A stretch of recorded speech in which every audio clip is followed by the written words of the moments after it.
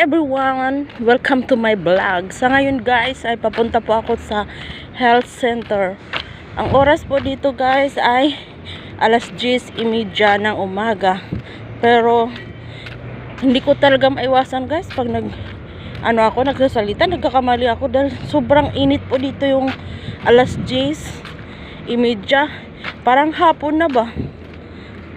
Ewan ko ba? Ganito po dito guys. Tingnan, nakita nyo na guys. Oh, nasa taas na yung araw. Diba?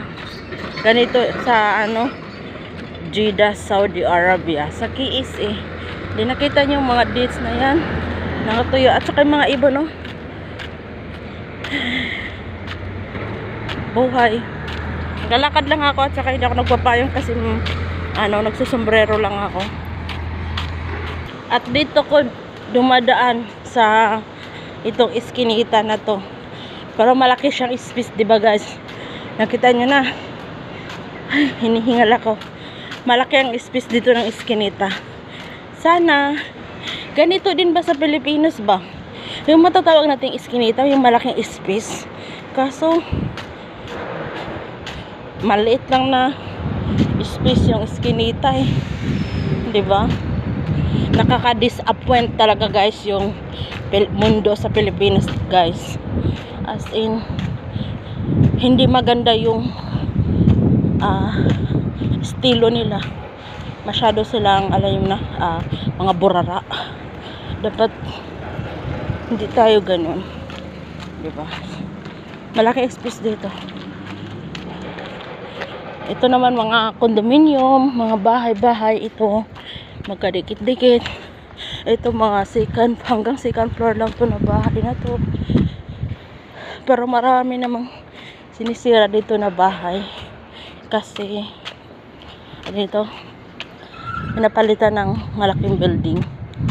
Dati mga bahay dito hanggang third floor lang, second floor.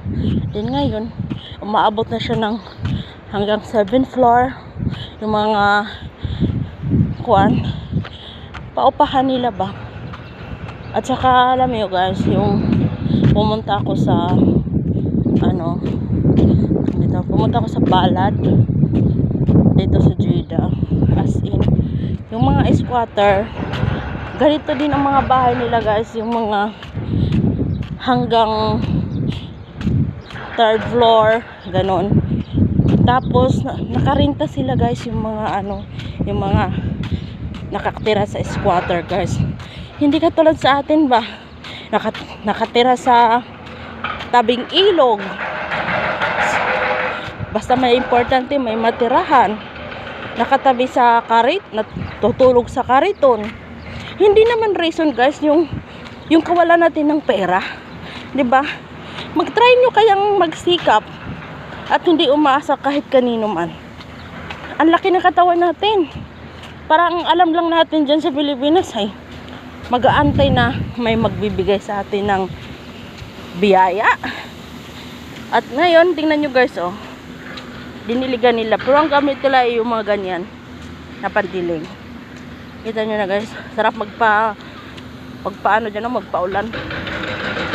sa tubig ba, diba? Ang galing. Tapos ito naman yung playground yung lagi kong dinadaanan dito. Pangatlong araw ko na to guys na dumadaan dito sa playground na to. Then nakita nyo guys, yan na yan, sinira na naman, diba? At meron pong mga kalapati, diba? May mga kalapati.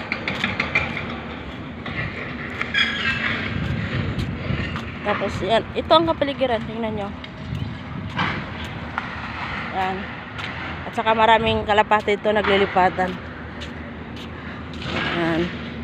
Ganito. Dito sa Jeddah ha. Sa Obor, maganda din doon. Kasi sa amo ko, hindi siya talaga as in maganda. Village po doon eh. Village sa Jeddah. Diba? Dito po tayo sa kabila. Dito tayo dadaan.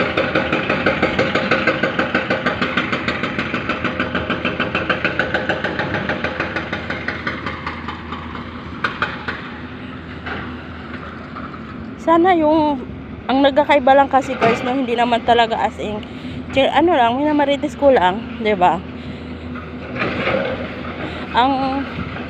Alam mo, hindi ko talaga aprobado yung nangyari sa Pilipinas.